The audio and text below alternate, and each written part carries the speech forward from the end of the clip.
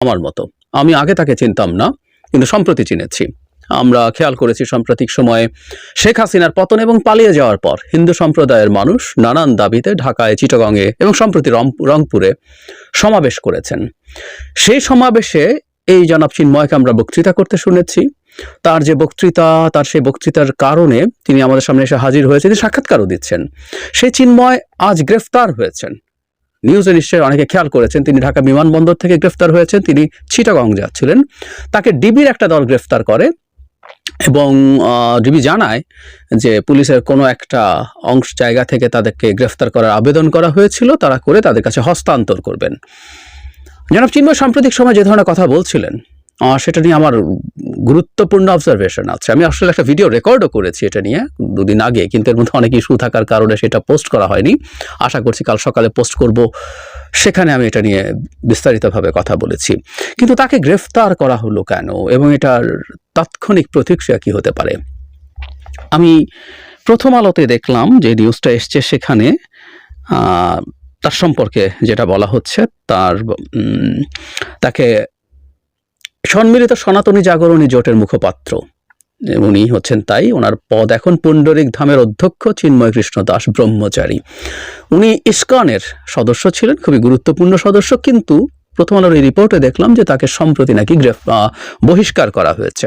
ওই চট্টগ্রামে কিছু ঘটনা ঘটেছে, এই বহিষ্কারটাকে আমরা আসলে খুব সিগনিফিক্যান্টলি না দেখে এটা এক ধরনের তাৎক্ষণিক প্রতিক্রিয়া হিসাবে দেখতে পারি। যাই হোক, উনি ইসকনের সদস্য।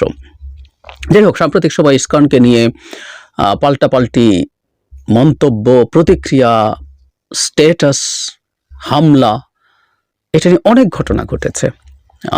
সেই প্রেক্ষাপটে তিনি খুবই আলোচিত। এবং যখন একজন হিন্দু নেতাকে গ্রেফতার করা হয় এভাবে, মানে হিন্দু নেতা কথাটা এই কারণে বলছি, তিনি ইসকন মোটেও হিন্দু ধর্মের কোনো বিষয় না, এটা একটা সাংস্কৃতিক সংগঠন হিসেবে তারা দেখানোর চেষ্টা করে, এবং এটা মূলত আসলে একটা হিন্দুত্ববাদী, মানে হিন্দু ধর্ম আর হিন্দুত্ববাদ ডিফারেন্ট জিনিস, আমরা এটা জানি। যাই হোক, সেই ইসকনের নেতাকে যখন গ্রেফতার করা হয়েছে, এটার পোর্ট্রেয়াল কেমন হবে গ্লোবালি, বিশেষ করে ভারতে, এবং ভারত সেটাকে বাইরে সেল করবে। সুতরাং চিন্ময়ের গ্রেফতারটা খুবই খুবই ট্রিকি ছিল। আমি আশা করতে চাই সরকার সব দিক যথেষ্ট ওজন দিয়ে ঠিকঠাক করেছে, কারণ সাম্প্রতিক সময়ে বাংলাদেশে হিন্দু সম্প্রদায়ের উপরে হামলা হচ্ছে, এই ন্যারেটিভ ভারত তৈরি করার চেষ্টা করেছে, এবং কমিউনাল হামলা আমরা বহুভাবে এটাকে প্রটেস্ট করে দেখেছি, এবং বাংলাদেশ থেকেও যে খুব ভালোভাবে এটাকে কমিউনিকেট করা গেছে, নট নেসেসারিলি। আমাদের প্রধান উপদেষ্টা খুবই রাইটলি বলছেন, কিন্তু উইথ দ্য ডকুমেন্টস, এবং প্রয়োজনে ভারতে আমাদের বা জেনুইন মিডিয়া যারা আছে, যারা সত্যিকার অর্থে মিডিয়া হিসাবে কাজ করতে চায়, তাদেরকে এনে এই ধরনের রিপোর্ট করিয়ে গ্লোবালি এটাকে ছড়িয়ে দেওয়া দরকার ছিল। যাই হোক, এই ন্যারেটিভটা আছে। এখন পরবর্তী ন্যারেটিভ কি দাঁড়াচ্ছে? হিন্দু সম্প্রদায় তাদের উপরে কমিউনাল ভায়োলেন্সের প্রতিবাদ করছে, সেই প্রতিবাদ যিনি নেতৃত্ব দিচ্ছেন, সেই প্রতিবাদের যিনি নেতৃত্ব দিচ্ছেন, তাকে গ্রেফতার করা হয়েছে। তার মানে বাংলাদেশ এখন এতটাই এক্সট্রিমিস্ট হয়ে গেছে, বাংলাদেশের ডেমোক্রেসি বলে এখন এতটাই কিছু নেই যে এখানে একজন ভিন্ন মত যারা তাদের অধিকার অর্জনের জন্য মাঠে নেমেছে, তাদেরকেও গ্রেফতার করা হচ্ছে। এই হচ্ছে ন্যারেটিভ। এই ন্যারেটিভটা একরকম অস্ত্র তুলে দেওয়া বলে মনে হতে পারে।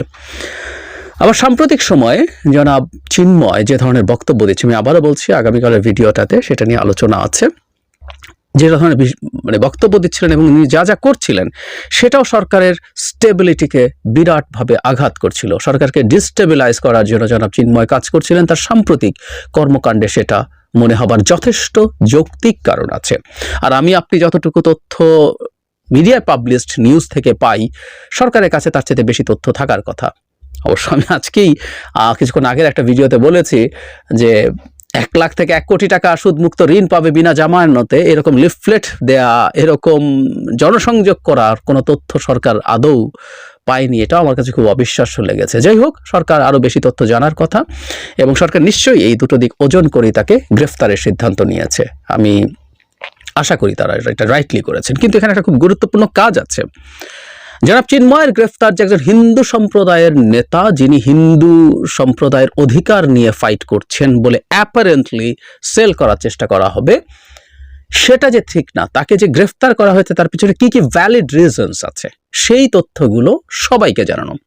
এর মধ্যে আমরা দেখেছি হিন্দু সম্প্রদায়ের বেশ কিছু মানুষ তাকে যে থানায় নেওয়া হয়েছে সেখানে রাস্তা ব্লক করেছেন শাহবাগে, যান চলাচলে বিঘ্ন ঘটেছে, শেষ পর্যন্ত সেটাকে সরিয়ে দেয়া গেছে। হিন্দু বৌদ্ধ খ্রিস্টান ঐক্য পরিষদ ইনস্ট্যান্টলি এটা নিয়ে বিবৃতি দিয়েছেন। মানে আমি এটাও খুব অবাক হই, শুধু কোন তাদের সম্প্রদায়ের একজন মানুষ, তাদের যে পরিষদ আছে সেখানকার অন্তর্ভুক্ত একটা ধর্মের পরিষদের একজন মানুষ গ্রেফতার হয়েছেন, সেটার জন্য ইনস্ট্যান্টলি স্ট্যাটাস দিয়ে দেবেন। সেটা জানার আগে তাদের উচিত ছিল সরকারের সাথে আলোচনা করে বোঝার চেষ্টা করা সরকার তাদেরকে কি জানাচ্ছে। এই হিন্দু বৌদ্ধ খ্রিস্টান পরিষদই যারা বেনজির যখন মানে গোপালগঞ্জে হিন্দু সম্প্রদায়ের শত শত একর জমি দখল করছিলেন, টু শব্দও করেননি, তারা জানতেন না, তার চোখ বন্ধ করেছিলেন, নিশ্চিতভাবেই ছিলেন। পরে যখন প্রকাশিত হলো তারপর তারা সেখানে গিয়েছে, সেখানকার হিন্দু সম্প্রদায়ের মানুষ কিছুই জানায়নি। I don't believe. সেসব সংগঠনের কর্মকাণ্ড নিয়েও প্রশ্ন তোলার সুযোগ আছে। যাই হোক, সেদিকে যাচ্ছি না। সরকারের আসলে উচিত হবে টু কমিউনিকেট, আমাদের হিন্দু সম্প্রদায়ের অন্য মানুষ যারা আছেন, পরবর্তী পর্যায়ের নেতা যারা আছেন, তাদের সাথে বসা, তাদের সাথে কথা বলা, কমিউনিটিতে মানুষকে পাঠানো, সাধারণ মানুষ, মাঝারি পর্যায়ে যারা আছে নেতৃত্বের, বা এমনকি জাস্ট একেবারে একজন হিন্দু সম্প্রদায়ের মানুষ যিনি কোনো সংগঠনেও নেই, তাদের সাথে যোগাযোগ বৃদ্ধি করার চেষ্টা করা যে কোন গ্রাউন্ডে জনাব চিন্ময়কে গ্রেফতার করা হয়েছে।